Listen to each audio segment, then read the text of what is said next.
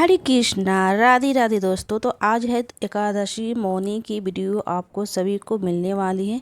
कैसे मौनी एकादशी पर हम व्रत पूजा सरल आसानी तरीके से कर सकते हैं। ऐसे तो महीने में 2 एकादशी आती है, जैसे कि एक आती है कृष्ण पक्ष और एक आती है शुक्ल पक्ष।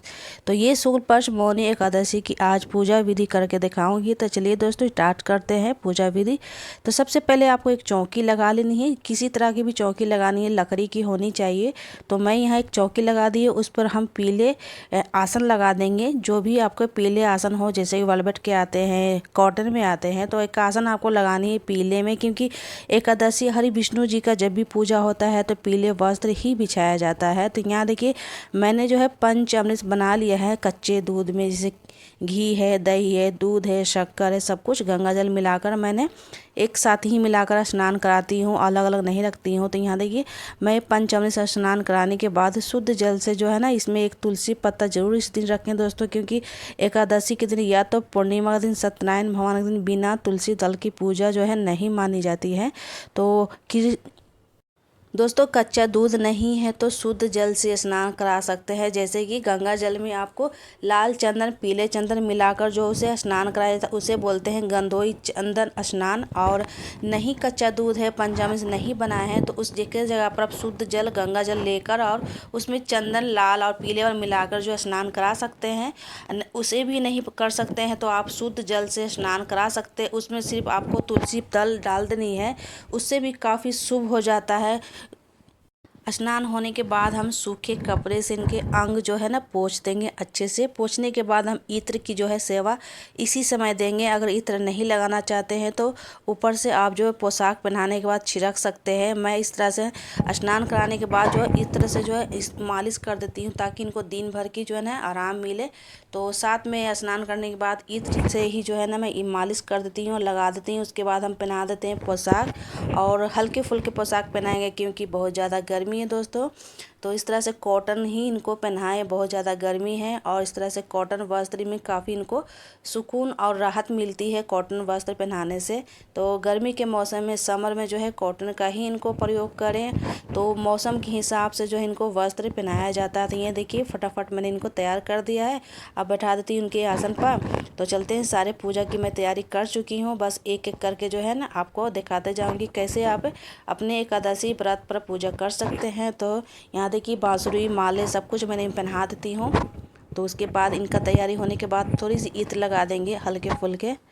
तो इनका तो तैयार हो गया है लड्डू बाबू का। और हम चलते हैं, अगर फ़ोटो हरि विष्णु जी का फ़ोटो है तो उन्हें भी रखकर इस दिन पूजा कर सकते हैं।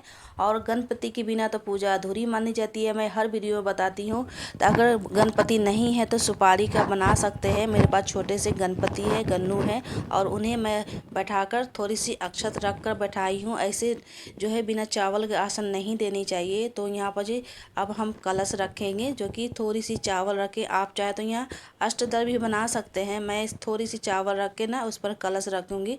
तो यहाँ देखिए मुझे जो है आम के पल्लू नहीं मिले हैं, तो यहाँ मेरे घर में ही जो है अशोक के पत्ते रहते हैं, तो इन्हीं से मैं जो है कलश बना लेती हूँ। और ये आम के अगर आपको आम के पत्ते नहीं मिलते हैं तो अशोक के पत्ते भी लगा सकते हैं। इसके जगह पर पान के पत्ते भी लगाया जाता है। तो ये तीनों में से किसी भी ऑप्शन को आप चुन सकते हैं। तो यहाँ देखिए सबसे पहले पूजा शुरू करने से पहले यहाँ सबसे पहले जो है ना दीपक को प्रयुक्त करेंगे, क्योंकि आपका पूजा का साक्षी होती है अग्नि देवता। इसी में 33 कोटि देवी देवता विराजमान रहते हैं, इसलिए इन्हें सबसे पहले आह्वान किया जाता है और सबसे पहले कलश देवता को ही पूजा करा जाता है। तो यहाँ देखिए सबसे पहले मैं हर वीडियो में सबसे पहले कलश पूजा ही करती हूँ। तो यहाँ देखिए जो भी पीले पुष्प आपके घर में है तो वो आप अर्पित कर सकते हैं यहाँ। तो यहाँ मैं पूजन कर लेती हूँ कलश देवता को, और उसके बाद जो है ना लड्डू गोपाल को पूजा करूँगी, हरि विष्णु जी की पूजा करूँगी, और उधर गणपति जो है ना विराजमान है उन्हें भी पूजा करूँगी, क्योंकि हर पूजा में बिना गणपति की पूजा अधूरी मानी जाती है। तो यहाँ देखिए कलश देवता को मैंने पूजा कर लिया है। कुछ चंदन लगा देंगे और इत्र भी थोड़ी सी लगा देंगे, या तो आप अक्षत चढ़ा दें। तो अक्षत तो मैं से प्लेट में मैं रखी हूँ, इसलिए मैं अक्षत नहीं चढ़ाऊँगी। पुष्प थोड़ी सी कुमकुम लगा दूँगी।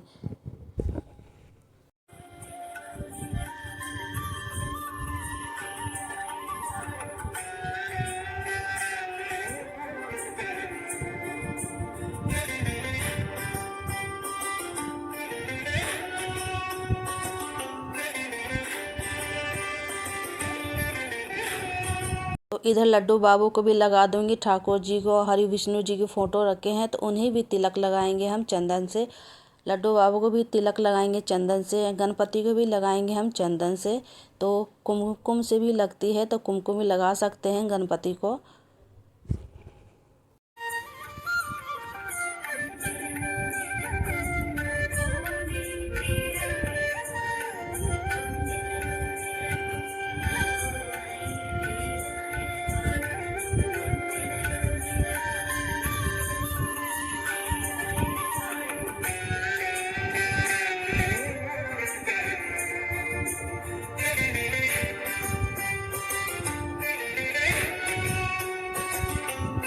ठाकुर जी को, हरि विष्णु जी को कनैल के पुष्प काफ़ी बेहद ही पसंद होती है, इसलिए हर पूजा में एकादशी और पूर्णिमा के दिन कनैल के पुष्प जो है ना चढ़ाई जाती है, अर्पित की जाती है। तो मेरे यहाँ बहुत सारे कनैल के पुष्प निकलते हैं, तो बस उन्हीं को हम अर्पित करेंगे हरि विष्णु जी को, गणपति जी को और लड्डू बाबू को। और यहाँ कलश देवता को भी जो है कनैल के पुष्प ही चढ़ाते हैं। और सफ़ेद वाली अड़हुल के पुष्प है मेरे यहाँ और लाल वाले, दोनों को मैं चढ़ाऊँगी सारे भगवान को।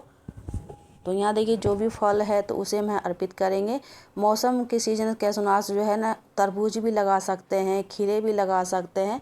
तो जैसे मौसम के हिसाब से फल निकलती है उस तरह से आप भोग लगा सकते हैं। साथ में तुलसी पत्ता रखना बिल्कुल मत भूलिएगा, क्योंकि बिना तुलसी पत्ता के भगवान भोग नहीं लगाते हैं। तो यहाँ देखिए गणपति को मैं अलग से भोग लगाऊंगी। और यहाँ देखिए श्री हरि विष्णु जी के भोग में तुलसी पत्ता लगाएंगे और गणपति के भोग में बिना तुलसी पत्ता के ही भोग लगती है। ये चीज़ को ज़रूर ध्यान रखिएगा विशेष रूप से। और जल में भी तुलसी पत्ता डाल देंगे, भोग में भी तुलसी पत्ता डाल देंगे, गणपति के जल में बिना तुलसी पत्ता के ही लगाएंगे। तो अब हम थोड़ी सी दक्षिणा ले लेंगे, दक्षिणा के साथ जो है कथा सुनेंगे या तो पढ़ेंगे। अगर नहीं पढ़ना चाहते हैं तो किसी से सुन भी सकते हैं, पढ़वा भी सकते हैं। तो यहाँ जो है मौनी एकादशी की इसी में जो दी रहती है पूरी कथा हम करेंगे, सुनेंगे और पढ़ लेते हैं। हाथ में कुछ दक्षिणा पुष्प लेकर ही पढ़ा जाता है, अक्षत लेकर ही पढ़ा जाता है।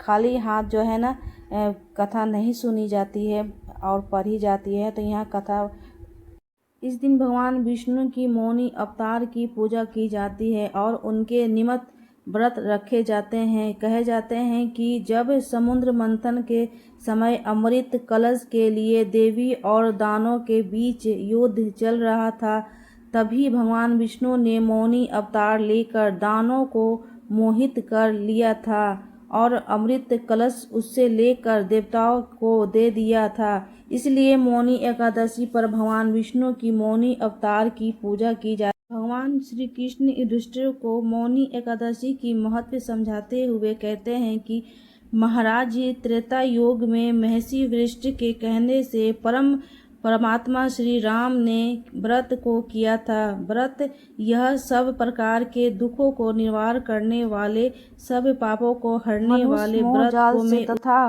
पातक समूह से छुटकारा पाकर विष्णु लोक को पा जाता है। मौनी एकादशी व्रत प्रभाव से शत्रुओं की भी नाश होती है, शत्रुओं से भी छुटकारा मिलता है। विष्णु की मौनी स्वरूप की पूजा अर्चना की जाती है। तो यहाँ देखिए कथा सुनने के बाद, कथा पढ़ने के बाद जो है आरती करेंगे। यहाँ आप कपूर से भी कर सकते हैं या तो धूप से भी कर सकते हैं। यहाँ मैं धूप से की हूँ। जो भी हरि विष्णु जी की आरती आती है उसे हम गा लेंगे और कर लेंगे। और साथ साथ जो है ना पूजा करने के बाद जो है ना, सारी पूजा होने के बाद जो है आचमन जरूर करनी चाहिए। कहते हैं कि भगवान को नज़र जो है आचमन की जाती है, नज़र उतारी जाती है। जैसे बड़े लोग को जैसे हम उतारते हैं ना नज़र, उस तरह से जो है ना जल से आचमन उतारी जाती है नज़र। और यहाँ जो भी पूजा के अंत में जो है ना लास्ट में हम जो है क्षमा मांगेंगे, क्योंकि हर इंसान जो है ना गलती तो होती है थोड़ी बहुत, तो हमसे भी हो जाती होगी। तो उसके लिए हम जो है क्षमा प्रार्थना जरूर करेंगे। तो इस तरह से हम क्षमा, हाथ में जल या तो पुष्प रखकर हम जो है क्षमा हम मांग लेंगे यहाँ पर। और यहाँ देखिए क्षमा मांगने की भी एक प्रक्रिया है। हाथ में पुष्प या तो अक्षत लेके हम क्षमा प्रार्थना करेंगे।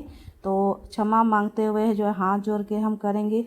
जो भी हमसे गलती हुई है, टूटी हुई है, जो भी कमी हुई है उसको आप क्षमा करें, क्षमा करें। तो इस तरह से क्षमा करके हम अपने क्षमा को मांग लेंगे। तो फ्रेंड्स, हमारी पूजा पाठ की वीडियो आपको कैसी लगी? इसी टॉपिक पर पूजा पाठ से संबंधित वीडियो हम लाते रहते हैं, अपलोड करते रहते हैं। जो भी फेस्टिवल की पूजा पाठ की वीडियो रहती है तो आप सभी के साथ मैं शेयर करती रहती हूँ।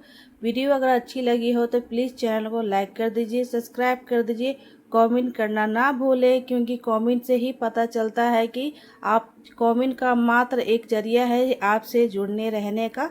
तो प्लीज़ कमेंट ज़रूर कीजिएगा, लाइक ज़रूर कीजिएगा, कमेंट में हरी बोल ज़रूर कीजिएगा दोस्तों। तब तक के लिए आज्ञा दीजिए दोस्तों न्यू वीडियो लाने के लिए। तो मिलेंगे न्यू वीडियो के साथ, तब तक के लिए बाय बाय दोस्तों, टेक केयर, हरी बोल, हरे कृष्णा।